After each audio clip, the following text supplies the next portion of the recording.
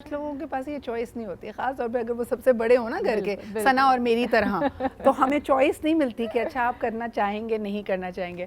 वजह what about you, आप बताएं कि आपको अपनी अम्मी के हाथ की कौन सी चीज़ सबसे ज़्यादा पसंद है इफ्तारी में? अम्मी के हाथ की तो हर ही चीज़ मज़े की होती है और वाकई उसका आप किसी भी चीज़ से नहीं कर सकते मवाजना। और वाकई आपने सही कहा कि बहुत सी चीज़ें हम नहीं खा रहे होते मगर अम्मी के हाथ से खा लेते हैं, तो ये चीज़ तो है। और जब खुद आप माँ बनते हैं ना तो आपको ज़्यादा अंदाज़ा होता है। अब जय बीइंग अ मदर मैं ये वाकई कह सकती हूँ कि अब मुझे ज़्यादा एहसास होता है शादी के बाद जब जाते हैं दोबारा मैं अच्छा, तो ये नहीं फील हुआ वजिया कि वंस आपने खुद उस रोल में आई और वो जिम्मेदारियां निभाई, आपको रियलाइज होता है यार हर मदर एक सुपर वुमन है, यानी ये इतनी सारी चीज़ें कर कैसे हो जाता है, कैसे मुझे तो मैं आज तक हैरत करती हूँ कि अगर हमारे घर में दावत है और 20-25 लोग आ रहे हैं या जितने भी लोग आ रहे हैं तो खाना गरम और हर चीज़ ताज़ी ये बन कैसे जाती है। और हम तो एक डिश अगर बना रहे होते हैं शुरू में जब आप कुकिंग सीख रहे होते हैं तो उसी में अच्छा जी अब चावल सही है नहीं है अम्मी ज़रा चक्कर बताएं, इतनी माशाल्लाह ढेरों ढेर। तभी दावत वाले दिन मुझे सबसे ज़्यादा डांट पड़ती है, अम्मी कहती किचन से बाहर निकल जाओ क्योंकि मेरा जो टाइम टेबल है ना उसको ख़राब करने की। अच्छा, मैं आपको एक मज़े की बात बताऊँ, मैंने कुकिंग की शादी के बाद सीखी है और मेरी मदर इन लॉ ने मुझे सब कुछ सिखाया है। अच्छा, आपको अपनी अम्मी के हाथ का जायका ज़्यादा पसंद है या मदर इन लॉ का? क्योंकि कई ख़वातीन इसको भी कंपेयर करती हैं। नहीं, वाकई कुछ चीज़ें जो है ना मेरी जो मदर इन लॉ है सास के हाथ की वाकई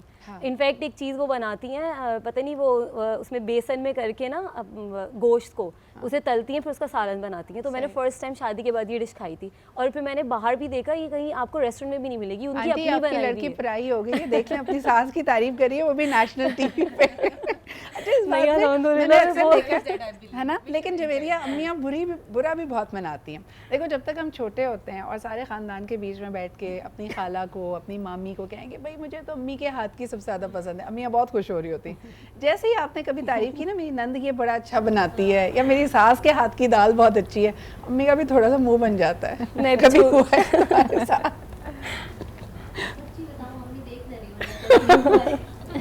हुआ है, डांट पड़ी है? मतलब वो फील करती हैं इनको हमने इतना पाला, इतना मतलब खिला पिला के इस काबिल कर दिया और अब इनको जो है वो 4 दिन हुए गए हुए तो इनको वहाँ की चीज़ें पसंद आ रही है। लेकिन वही फिर से मैं बात रिपीट करूँगी कि अम्मी का और उनके टेस्ट का उनके हाथ का भी बात कर रही थी तो मुझे अकेले हंसी इसलिए आ रही थी कि उन्होंने कहा कि कुछ चीज़ें होती हैं जो सिर्फ हम अम्मी के हाथ की ही खा सकते हैं, उसमें एक चीज़ थप्पड़ भी होती है तो मार भी होती है जो कोई और नहीं मार सकता, कोई और नहीं कर सकता और जो अम्मी सितारती है ना फिर वो और किसी का हाथ वो काम कर। अच्छा, आपस की बात है, एक कॉलर हमारे साथ है, उनसे बात करके ये जो मर्द हजरात की इसमें दोहरी यानी वो तो दो धारी तलवार होती है ना वो बेगम की तारीफ कर सकते ना वो वालदा की तारीफ कर सकते, इस पर भी हम आएंगे लेकिन पहले जरा कॉलर से बात कर लेते हैं। हेलो, अस्सलाम वालेकुम। अस्सलाम वालेकुम, कैसी हैं आप? ठीक है, मैं बिल्कुल ठीक ठाक। कौन साहिबा कहाँ से बात कर रही हैं? लाहौर से फरजाना बात कर रही हूँ। कैसी हैं आप? रमज़ान मुबारक टू यू। ठीक हूँ, आपका प्रोग्राम बहुत अच्छा है और आज का टॉपिक बहुत बहुत अच्छा है। Thank you so much. क्या कहेंगी, अम्मी के हाथ का सबसे ज़्यादा क्या पसंद है? अम्मी के हाथ की तो हर चीज़ ही पसंद होती है, माँ का तो कोई जोड़ नहीं है ना, वो जो भी बनाए बहुत अच्छा बनाती है। बिल्कुल बिल्कुल। ऐसी कोई चीज़ जो आपको लगता है कि मैंने बारहा सिद्रा ये रेसिपी ट्राई की है बिल्कुल वैसी की है जैसे अम्मी ने बताई है लेकिन वो जायका नहीं आता जो अम्मी के हाथ में है? बिल्कुल बिल्कुल। मुझे मेरी अम्मी के हाथ की सवैयाँ बहुत पसंद है। सवैयाँ, ये बड़ी ज़बरदस्त आपने बात की। हम जितने भी जो मॉडर्न हो जाएं हम कह रहे हमें केक पसंद है, कस्टर्ड पसंद है, एक तो ईद वाले दिन अम्मी के हाथ की सवैयाँ, I think that is something everybody enjoys. आपसे एक रिक्वेस्ट है, मेरा ना बच्चा नाच पढ़ना चाहता है जी, तो अगर थोड़ी सी हो सके तो आप सुन लीजिए। बिल्कुल सही, ऐसा कीजिए कि आप लाइन पे ही रहिएगा, मेरी टीम आपकी नंबर ले लेगी, डिटेल ले लेगी, ऑडिशन करेंगे और इंशाल्लाह ताला फिर हम उसको स्क्रीन पे बुलाएंगे। ठीक है जी, बहुत शुक्रिया। आगा साहब आप बताइए, आपने ये वाली लड़ाई लड़ी है कि आपको अपनी वालदा के हाथ का खाना बहुत पसंद हो, बेगम की भी तारीफ करनी और दोनों आमने सामने हो? कोई मुकाबला नहीं है मेरी बहन सिदरा, वालदा का कोई मुकाबला नहीं है ना। आप 4 बीवियां भी रख लें, वो 4 मिलके भी मेरी माँ की क्या मैसेज देना चाह रहे हैं? भाभी देख रहे होंगे प्रोग्राम। बेहतरीन। देखिए, मैं ये जो गुफ्तगू मैंने इन खवातीन की सुनी, आप यकीन करें आज आपने जो ये बेटी का टॉपिक रखा इससे सजा दिया, आपने महफिल को सजा दिया। और मैं रसूल अकरम सल्लल्लाहु अलैहि वसल्लम की एक हदीस सुनाऊंगा, मौला कायनात की 1-2 हदीसें सुनाऊंगा, मैं भी सजा दूंगा। देखिए, मेरे मौला रसूल खुदा ने फरमाया जिसने 2 बेटियों की शादी अपनी कर दी जन्नत उस पर वाजिब है।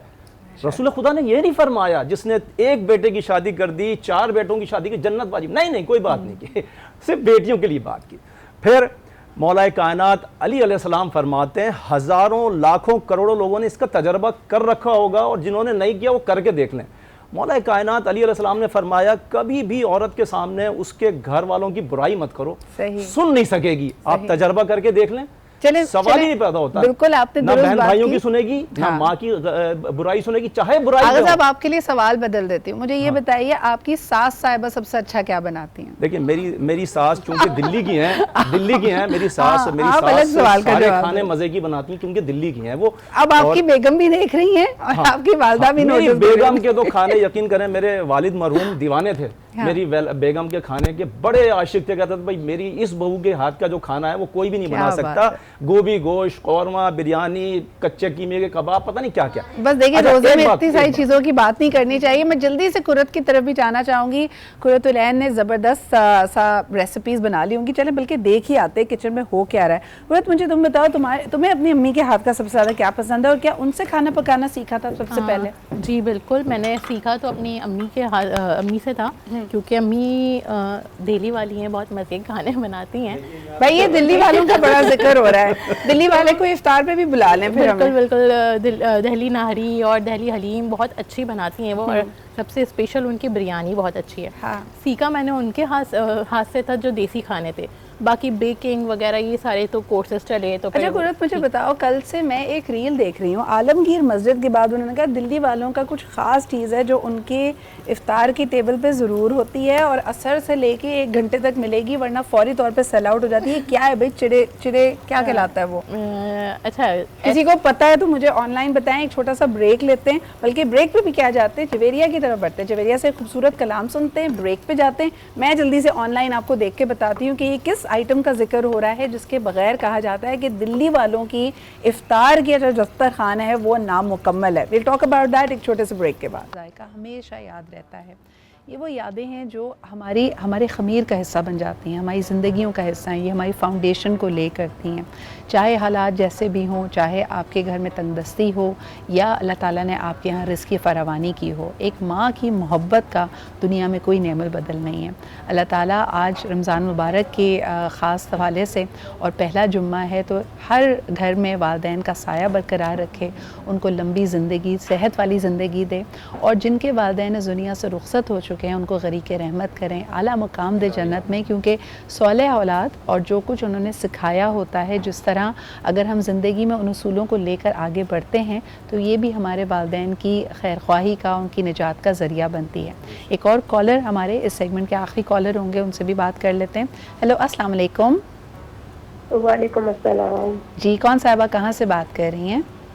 मैं कराची से बात कर रही हूँ और ये जो आपकी खूबसूरत शेफ खड़ी हुई है उनकी मदर बात कर रही हूँ। क्या बात है। अभी आंटी आप ही का जिक्र हो रहा था, मैंने अभी तक कुरत के हाथ का कुछ चखा तो नहीं है सिवाय जो कोकोनट बॉल्स उन्होंने कल बनाई थी, लेकिन माशाल्लाह बहुत जायकेदार और बड़ी सलीके से काम कर रही होती हैं। ये सिर्फ मेरा नहीं, मेरी मदर का भी कॉम्प्लीमेंट है जो कुरत को देख रही होती हैं। मुझे ये बताएं कि आपको कुरतुलैन के हाथ का सबसे ज़्यादा क्या पसंद है? कुरत माशाल्लाह से हर चीज़ ही बहुत अच्छी बनाती है और वैसे तो पूरे खानदान में मेरी खानों की बहुत तारीफ होती है, लेकिन मुझे अपनी बेटी की जब मैं कुकिंग देखती हूँ तो मुझे बहुत प्राउड फील होता है कि मुझे ऐसा लगता है कि मुझसे भी ज़्यादा अच्छा टेस्ट इसके हाथ में है और माशाल्लाह से। अच्छा, बचपन में सबसे ज़्यादा किस बात पे इससे डांट खाई? जब नया नया खाना पकाना सीख रही थी तो कभी तो किया होगा कि चावल पप्पा कर दिए या रोटी जला दी, रोटी गोल नहीं बनाई, सबसे ज़्यादा डांट किस बात पे पड़ी है इसको? अच्छा, डांट तो कुकिंग के मामले में ऐसा इनको इतनी नहीं पड़ी है, क्योंकि शुरू से ही माशाल्लाह से इन्होंने जो भी कुक किया बहुत ज़्यादा टेस्ट उसमें था और बहुत ज़्यादा सलीके से हर काम करती हैं। तो मुझे बस ये है कि प्राउड फील होता है इसको देख के। अल्लाह ताला इसको बहुत ज़्यादा कामयाब करे ज़िंदगी में। आमीन। बहुत शुक्रिया। और माँ की दुआ जिस तरह कहते हैं कि ये तो एक ठंडी ठंडी सी छाँव है और अल्लाह ताला आपका साया इस पे बरकरार रखे। अच्छा जी, हमारे तमाम मेहमानों का बहुत बहुत शुक्रिया और ख़ास तौर पे आसमा आपका, बिकॉज़ आप मुझे पता है जिस तरह आपने ज़िक्र भी किया कि आज का शो आसान नहीं था, लेकिन इंसान की जो खूबसूरत यादें होती हैं अल्लाह ताला आपको हौसला दे, सब्र दे और आपकी वालदा को भी गरीक रहमत करे। मुझे बताएं कि कोई ख़ास पैगाम देना चाहेंगी और उन तमाम लोगों को जो शायद किसी वजह से, ये भी बड़ा एक टची टॉपिक है कि इस रमज़ान में जो हमारे दरमियान नहीं हैं, जो हमसे बिछड़ गए हैं, you would like to give a message for them? बिल्कुल, मुझे लगता है कि वो जो हमारे अंदर अपनी रिफ्लेक्शन छोड़ के गए हैं और वो जो उनकी एक लेगेसी है, हमें उसको आगे लेके चलना चाहिए। और मैं ये चीज़ अब फील करती हूँ कि मैं बहुत सारी चीज़ों में अपनी अम्मी की ही प्रिंसिपल्स, उनके असूल, उनके तरीक़ेकार को घर में अपना रही होती हूँ। अपने बच्चों की तरबियत में वो बातें, वो नसीहतें कर रही होती हूँ जो मुझे अचानक से क्लिक करता है कि ये तो एग्जैक्टली मेरी अम्मी मुझे कहा करती थी। अच्छा, ये बड़ी एक इंटरेस्टिंग बात है कि जो डांट, जो झिड़क हमें बचपन में बुरी लग रही होती है, और ख़ास तौर पे अम्मियों का एक ख़ास अंदाज़ होता है ना, कुछ ख़ास लफ्ज़ होंगे जो वो इस्तेमाल करती हैं। जैसे मेरी नानी अक्सर कहा करती थी, उनके कमरे से निकलो तो कहती दरवाज़ा बेड़ दो। मैंने उसके अलावा किसी से कभी ये बेड़ना नहीं सुना था। तो इस तरह की चीज़ें, और आप जब बिल्कुल सबकॉन्शियसली अपने आप को ये रिपीट करता हुआ देखते हैं तो एहसास होता है कि वो हमें हमेशा ज़िंदा रहेंगी। और मुझे बहुत ज़्यादा इस चीज़ की खुशी है कि अम्मी के साथ, जब अम्मी मेरी ICU में थी तो आखिरी मुलाकात मेरी ही हुई।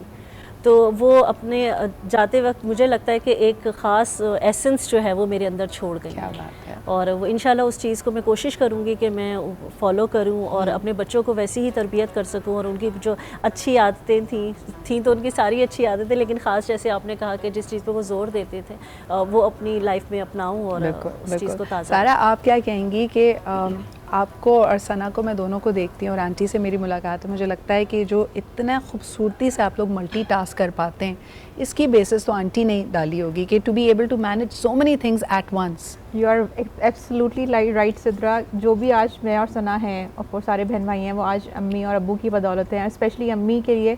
और आज भी उनसे कभी बोल दो ना कि अम्मी आज थकन हो गई है, दिन बहुत ज़्यादा जो था टायर्ड था, तो कहती हैं क्यों थकन हुई है, किस वजह से हुई है, अभी तुम जब मेरी एज पे आओगी तो उस वक्त तुम्हें पता नहीं क्या होगा। तो वो जो एक मोटिवेशन उनकी तरफ से होती है ना कि सब काम हो सकते हैं, इजीली हो सकते हैं, तो वो मोटिवेशन उन्हीं की तरफ से जो मैं और सना के अंदर आई है। बहुत बड़ी सपोर्ट आपके लिए होती है, ख़ास तौर पे आप अब जब ये दोनों रोल्स को लेके चल रहे हो ना, प्रोफेशनल भी है, फिर आपके भी बच्चे हैं, आपको लगता है कि अगर आंटी की सपोर्ट ना होती तो इतना सब कुछ करना नामुमकिन था? ऑफ कोर्स बेंचमार्किंग अम्मी ने ही क्रिएट की, सना ने उसको फॉलो किया, देन मैंने सना को फॉलो किया, और मैं चाहती हूँ कि वही बेंचमार्किंग मैं अपने आगे बच्चों में भी डिलीवर करूँ। जैसे उन्होंने कहा कि जो वैल्यूज़ उन्होंने हमें दिए, ethical values, moral values, religious values, अब हमारा फ़र्ज़ है कि उन वैल्यूज़ को हम अपने बच्चों के अंदर ट्रांसफ़र करें। बिकॉज अब जो दौर आ गया है, जो सबसे ज़्यादा फुकदान है वो हमारी तरबियत में फुकदान है। अच्छा, ये तुमने बड़ी इंटरेस्टिंग बात की, और अब क्योंकि अगला सेगमेंट हमारा उलमा इकराम के साथ होगा, मैं ज़रूर ये बात पूछना चाहूँगी कि जो हमारी वालिदाएँ हम पे इतनी मेहनत करती हैं, बचपन से अच्छे बुरे की तमीज़ सिखाना, दीन दुनिया हर हवालों से हमें बताना कि क्या सही है क्या गलत है, जब हम बड़े हो जाते हैं और नए रोल्स में पहुंचते हैं, हमारे बच्चे होते हैं, उनमें से कितनी चीज़ों को हम भी फरामोश करके अपनी ज़िंदगी में इम्प्लीमेंट नहीं कर पा रहे होते हैं। और यही वजह है कि कल भी आपने देखा कि उलमाए कराम ये बात कर रहे थे कि तालीम तो है, डिग्रीज़ हैं, महंगे स्कूल्स और कॉलेजेस हैं, लेकिन तरबियत और सिविक सेंस का जो हमारे यहाँ गैप बढ़ता चला जा रहा है। Where is the gap and what can we do to take that away, इस पर हम बात करेंगे। इन मेहमानों का शुक्रिया अदा करना चाहेंगे, बहुत शुक्रिया अस्मा, वजीहा, सारा, आगा साहब फॉर बीइंग हियर। बढ़ते हैं जी एक छोटे से ब्रेक की तरफ, ब्रेक के बाद वापस आएंगे, उलमा इकराम का पैनल हमारे साथ होगा। देखते रहिए बाराने रहमत।